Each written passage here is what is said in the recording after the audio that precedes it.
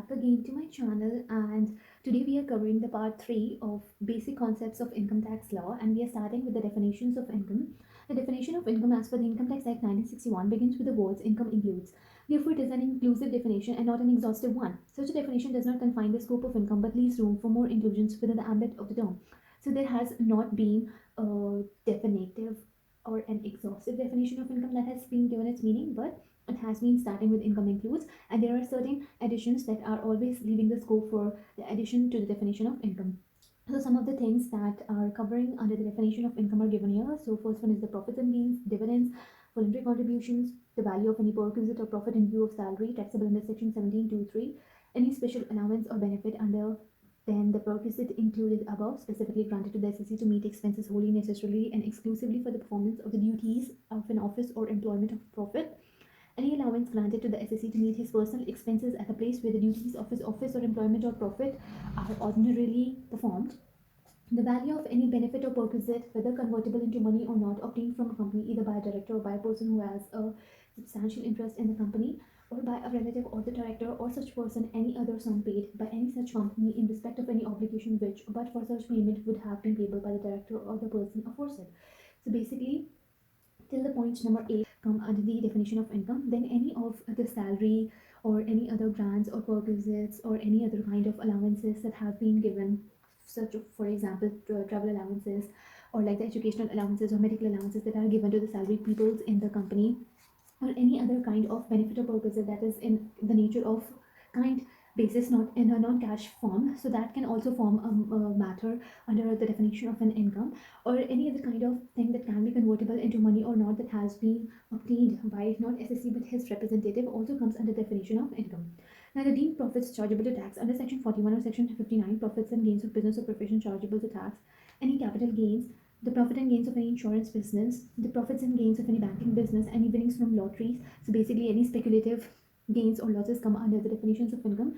Any sum received by the SSC from his employees as contributions to any provident fund or a superannuation fund or employee state insurance fund. Any sum received under a Keyman insurance policy, including the sum allocated by way of bonus on such policy, will constitute income. Any sum that has to be like received or receivable in cash or in kind, if you know any kind of like business or professions, any kind of secrets or patents or copyrights for not sharing their strategy or any kind of thing, so that are also chargeable as income. Fair market value of inventories that is converted into or treated as a capital asset. Any consideration received for issue of shares exceeds the fair market value. Any sum of money received as advance if such sum is forfeited consequent to failure of negotiation for transfer of a capital asset. That means if for example, in the case of a hire purchase, the last installment is not paid, so whatever the amount you have forfeited until now, that can be included in the definition of income. Any compensation or other payment due to or received by any person in connection with termination of his employment or the modification of the term and conditions relating thereto. Assistance in the form of a subsidy or grant or cash incentives or central or government grants. However, subsidy or grants reimbursement which has been taken into account for determination of the actual cost of depreciable asset. Now, concept of income under the Income Tax Act 1961. So, regular receipt divided by casual receipt. What does the differentiation stands for? Income in general means a periodic monetary return which accrues or is expected to accrue regularly. But whenever we talk about the casual receipts which do not arise regularly are treated as income for tax purposes. So, basically, any kind of like winnings you are receiving either from lotteries or your salaries, which are your regular monthly payments, both constitute the under the definition of income. Revenue received by the way is capital receipt. So basically, income normally refers to revenue receipts. Capital receipts are generally not included with the scope of income in general parlance. However, this act has specifically included certain capital receipts within definitions of income, which are given in the further chapters. For example, it is the capital gains. Net receipt versus gross receipt. Incomes means net receipts and not gross receipts. Net receipts are arrived as after deducting the expenditure incurred in connection with earning such receipts. The expenditure which can be deducted while computing income under each head is prescribed under the Income Tax Act. Income from certain eligible business or professions is also determined on presumptive basis, that is, at a certain percentage of gross receipts. Due basis versus receipt basis. Income is taxable either on due basis or receipt basis. For computing income under the heads PGBP or other sources, the method of accounting regularly employed by the SSC should be considered, which can be accrual or cash system. Some receipts are taxable only on receipt basis, for example, income by way of interest received on compensation or enhanced compensation. So I think that has been pretty much clear by the definitions how it is basically, because it all depends upon the circumstance. So there is the definitions and everything has been given in the Income Tax Act for the further calculation of however the things will be considered. So the concept of revenue and capital receipts is given. Here it is given the basic criteria for determining the difference between the capital receipt and revenue receipt, and how you have to determine that whether it is revenue nature or capital nature. So first it is the fixed capital or circulating capital. So basically whatever the capital, whatever the money that you are using is in the nature of a circulating, that you are using that money again and again to generate income or losses. Again you are circulating that money again and again. That is in the nature of revenue. But if you have taken that money and you have invested it once and you have fixed that money and you are not circulating it anywhere, that is your capital nature receipt and that is not taxable. Only the revenue receipts are taxable. Then is the income from transfer of capital asset or trading asset. If you are earning money from transfer of your capital assets, that is the income which is chargeable to tax. But we said the money that you have invested in capital nature, like in the nature of fixed asset, that is not taxable. But on the sale of that fixed amount of money asset that you are getting or loss that you are getting, that is taxable. But if only the sale on the trading asset, that is already taxable in the Income Tax Act. So now the capital receipts and the revenue receipts, how the test has to be applied. So basically whenever the transactions are entered into the course of business and they are carried on regularly, they constitute the business and they are known as revenue receipts and they are chargeable to tax. Next is the profit arising from sale of shares and securities. If a person is holding any shares or securities in any of kind of the sole proprietorship company or any kind of thing as an investor for a controlling interest or a managing or directing consults, so that would be his capital nature. If he is holding such stocks or securities as a trader or like a dealer, it would be stocks in trade and it would be compute his revenue receipts. Plus if it is done for speculative motives, it would be treated differently in the Income Tax Act. Next is the question whether a single transaction will constitute a business. It would say yes, a single transaction would constitute business. The repetitive nature of such transactions is what makes it the business. So that is basically a revenue nature. But if you are purchasing any asset for now and you are holding it for some time period, that means you are creating the time value of that purchased asset and you are selling it in the future. So that is, you are creating a capital asset, you are creating a capital gain on it. So basically the nature of computing of anything depends upon the conduct of the nature of the operations involved and the nature and the quantity of the article purchased, whether the venture is on capital or revenue account, and the other circumstances of the case, they are very much like dependent on it. Next is the liquidated damages. For example, if you are getting your receipt of liquidated damages that are directly linked to whatever the procurement of your capital asset that you were purchasing, so that would be amount to the capital nature amount and it would be like taxable in the hands of the SSE.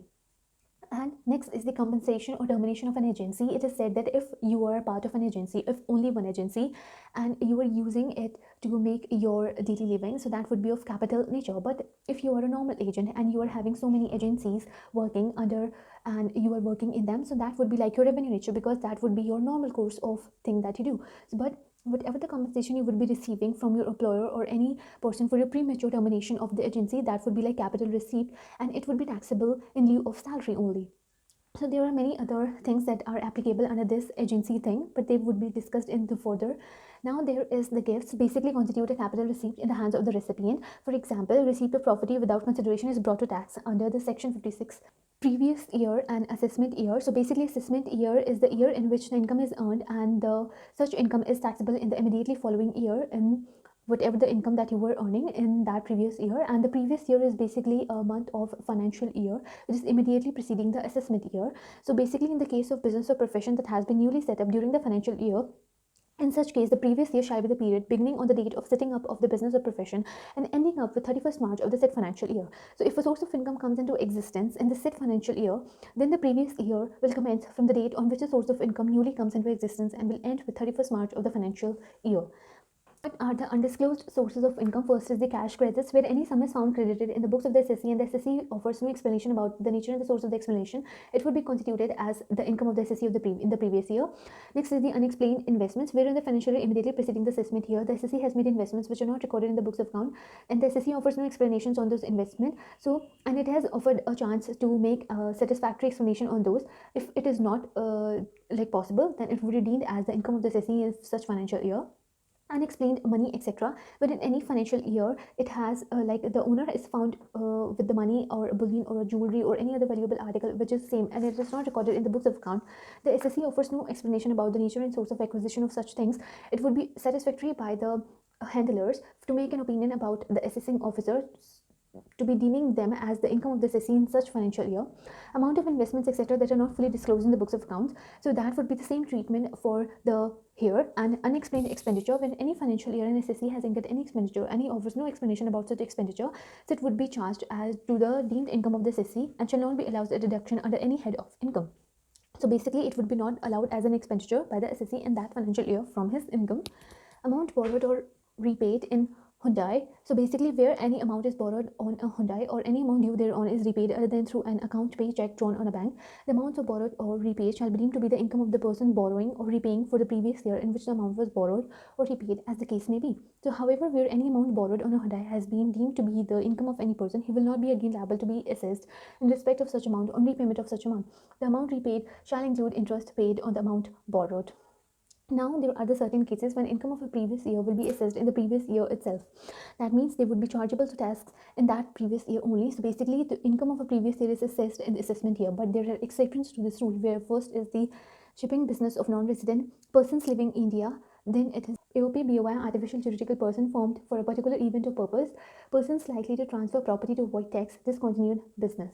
One of those cases where you can imagine that some kind of emergency or there is some kind of speculative intentions are being seen, so the income would be assessed in the previous year only. So basically, the shipping business of non-resident says that whoever the non-resident is bringing their carriage to the port of India, after their business is finished, they will be a carriage will only be allowed to leave the port if they have given their tax on the income that they have generated. So that is already a valid point. The persons leaving India, basically, if any assessing officer is finding it very speculative on their part that any person who will be like leaving India and their assessment year is coming close on its closure, so that would be like the time in the previous year only that their all the income would be like accessible, and the income tax would be asked to be paid on that.